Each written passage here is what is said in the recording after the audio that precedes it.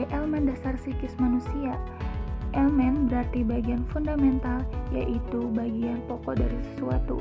Elemen adalah prinsip dasar atau prinsip pertama dalam kaitannya dengan stratifikasi jiwa, bahwa elemen jiwa berarti sisi jiwa yang menjadi dasar dalam susunan organisasi jiwa manusia. Al-Ghazali menerangkan bahwa kata nafs mengandung dua makna, yaitu makna pertama ialah dorongan amarah dan syahwat, serta dorongan segala sifat tercela dan maksiat dalam batin.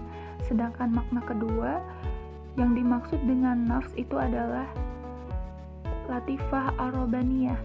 Latifah ar-robaniyah adalah istilah dalam bahasa Arab yang mengacu pada perilaku yang lembut, penuh kasih sayang, dan mendekatkan diri kepada Tuhan. Contoh perilaku makna pertama adalah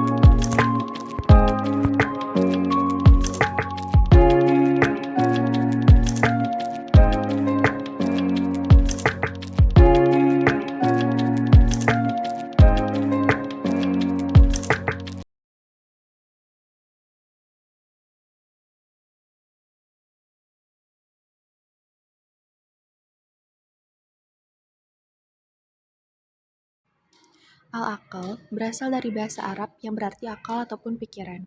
Sedangkan secara garis besarnya, al-aql sendiri yaitu orang yang berakal, sehat dan cerdas yang tersimpan di dalam diri manusia yang dapat mengendalikan mana yang baik dan juga mana yang buruk. Dalam Al-Quran, akal itu dipandang sebagai pengikat ataupun penghalang dari sesuatu yang menjerumuskan manusia ke dalam dosa. Terdapat di dalam Quran Surat Yunus ayat 24, demikianlah kami menjelaskan tanda-tanda kekuasaan kami kepada orang yang berfikir.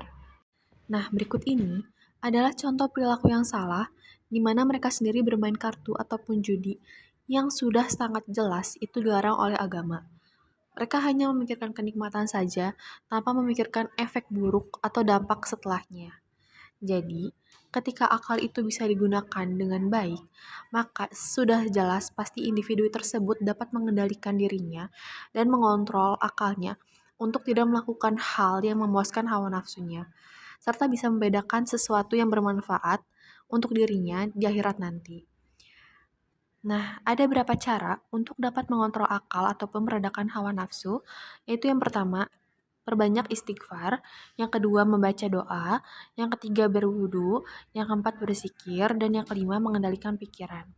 Jadi, sudah pasti dan sudah dapat dikatakan, ketika kita bisa menggunakan akal kita dengan baik, pastinya kita bisa mengendalikan hal-hal yang memang sudah sangat jelas itu dilarang. Pada situasi ini digambarkan bahwa seseorang menjatuhkan uangnya secara tidak sengaja. Lalu ada orang di belakangnya yang tidak sengaja menemukan uang tersebut yang terjatuh di jalan.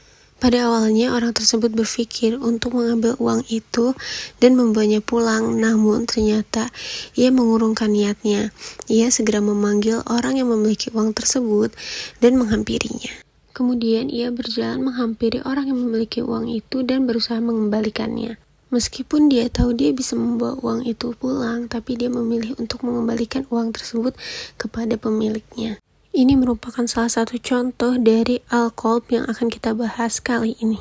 Dalam Al-Quran, kata al-qalb disebutkan sebanyak 140 kali. Kata ini memiliki berbagai macam makna, di antaranya yaitu hati, jantung, ataupun inti. Seseorang yang memiliki al-qalb yang bersih akan cenderung untuk berbuat baik dan menjauhi perbuatan buruk. Praktisi psikologi Islam juga sering menggunakan konsep al-qalb untuk memahami dan juga menganalisis perilaku manusia. Contohnya seperti persepsi, motivasi, emosi, kognisi, dan juga perilaku. Karena al-qalb adalah pusat kesadaran manusia, melalui al-qalb manusia dapat menyadari keberadaan dirinya sendiri, lingkungannya, dan juga hubungannya dengan Tuhan maupun lingkungan sosial. Dan al-qalb juga berfungsi sebagai pusat perilaku manusia. Melalui al-qalb, manusia dapat menentukan pilihan dan juga melakukan tindakan. Maka mulai saat ini, mulailah dengan berniat baik ya teman-teman. Al-Ruh. Ruh ini adalah aspek psikis manusia yang bersifat spiritual dan transendental. Ruh dapat dibagi menjadi dua komponen, yaitu ruh dan kekuatan hidup atau ruh hawayani dan kecenderungan ruh. Ruh ulwi samawi, menuju yang suci dan merindukan berhubungan kembali dan mengingat yang ilahi. Komponen ruh yang pertama adalah dorongan yang menggerakkan nafs amarah atau yaitu mengejar kesenangan dan menghindar kesakitan dan ke dalam suatu aktivitas. Ruh yang kedua adalah bagian dari diri batin seseorang yang haus akan makna, tujuan, dan transendensi yang lebih dalam ke dalam suatu keadaan yang primordialnya yang menginginkan kehadiran ilahi yang sesuai dengan nafs mutmainah. Menurut Uman Kizafarsi The Angular Alif pada tahun 2021. Al-Ruh adalah merupakan aspek spiritual karena ia merupakan potensi luhur batin manusia. Fungsi Al-Ruh adalah atau spiritual merupakan sisi jiwa yang memiliki sifat-sifat ilahiyah dan memiliki daya untuk menarik dan mendorong dimensi-dimensi lainnya ke arah untuk mewujudkan sifat-sifat Tuhan dalam dirinya. Perwujudan dari sifat dan daya itu memberikan potensi internal untuk menjadi khalifah Allah atau mewujudkan sifat-sifat Allah secara nyata dalam kehidupannya di bumi untuk mengelola dan memanfaatkan bumi Allah dalam bentuk hablum minan nas. Ruh dan jasad merupakan suatu kesatuan yang saling berkaitan satu sama lain, namun ruh merupakan dimensi yang berlawanan dengan sifat jasad. Jasad artinya kasar dan indrawi atau empirik, serta memiliki kecenderungan ingin mengejar kenikmatan duniawi dan material. Sebaliknya, ruh sifatnya halus dan gaib serta berkecenderungan untuk mengejar kenikmatan ruhaniyah dan ukrawiyah. Esensinya berlawanan, namun prinsipnya saling membutuhkan. Jasad tanpa ruh merupakan substansi yang mati, sedangkan ruh tanpa jasad tidak dapat teraktualisasi. Ruh sebagai kekuatan yang berasal dari Allah yang ditiupkan ke jasad manusia saat berusia 120 hari. Dalam Al-Quran sendiri dijelaskan bahwa diri manusia terdiri dari satu tubuh dan kedua jiwa, dan yang ketiga ada roh. Jiwa manusia berkembang dari jiwa hewani menjadi jiwa manusia yang intelek. Menurut Quraish Shihab, pada hakikatnya potensi positif adalah merupakan percerminan dari dimensi roh lebih kuat dan menonjol daripada potensi negatif. Hanya saja daya tarik keburukan lebih kuat daripada kebaikan. Untuk itulah manusia senantiasa dituntut untuk memelihara kesucian nafsnya. Fitrah adalah konsep dasar manusia dalam Islam. Secara umum, fitrah mengandung arti penciptaan asli dan identitas esensial manusia. Dengan fitrah, manusia menjadi dirinya sendiri sebagai manusia sejak awal kejadiannya sampai akhir hayatnya.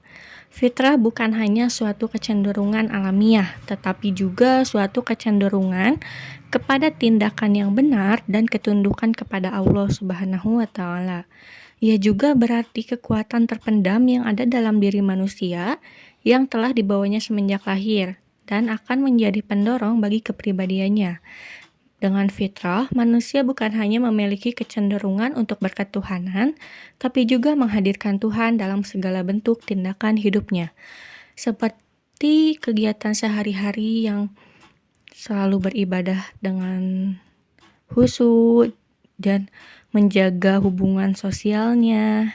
Sehingga fitrah manusia adalah menjalin hubungan yang baik dengan Tuhannya dan menjalin hubungan dengan sesama manusia, yaitu hablum minallah dan hablum minanas. Secara etimologi, fitrah diambil dari bahasa Arab, yaitu fatoro. Nah, artinya dapat dikatakan bahwa semua varian kata fatoro dan sejenisnya itu mengandung arti penciptaan awal manusia pada bentuk aslinya semenjak ia berada dalam rahim ibunya. Nah, manusia terdiri dari aspek lahiriah dan juga batiniah. Nah, aspek lahiriah adalah aspek luar yang terlihat, sementara aspek batiniah itu merupakan aspek dalam yang tidak terlihat. Nah, struktur asli manusia itulah yang disebut dengan fitrah manusia. Nah, Ibnu Sina mengatakan bahwa inti struktur manusia itu adalah roh. Nah, sedangkan Abdul Mujib berpendapat bahwa struktur manusia itu terbagi dari aspek fisik atau jasmania dan metafisik atau rohaniah. Nah, hubungan antara keduanya ini melahirkan aspek fisik sekaligus aspek metafisik manusia yang disebut dengan aspek psikofisik atau nafsani. Nah, dari aspek nafsani inilah terdapat hati, akal, dan juga nafsu seperti yang pembahasan sebelum-sebelumnya. Dan hati sebagai fitrah ilahiyah bagi manusia di alam suprakesadarannya yang berfungsi sebagai daya emosi atau rasa. Nah, akal sebagai aspek fitrah insaniyah di alam kesadaran yang berfungsi sebagai daya kognisi atau daya ciptanya. Nah, sedangkan nafsu sebagai aspek fitrah hewaniyah di alam bawah sadar yang berfungsi sebagai daya konasi. Nah, ketiga komponen tersebut itu berintegrasi untuk mewujudkan suatu tingkah laku. Nah, artinya itu ketika manusia tidak melibatkan salah satu dari ketiga aspek yang tadi sudah dijelaskan, ia tuh menjadi tidak sempurna dan tidak menjadi manusia seutuhnya.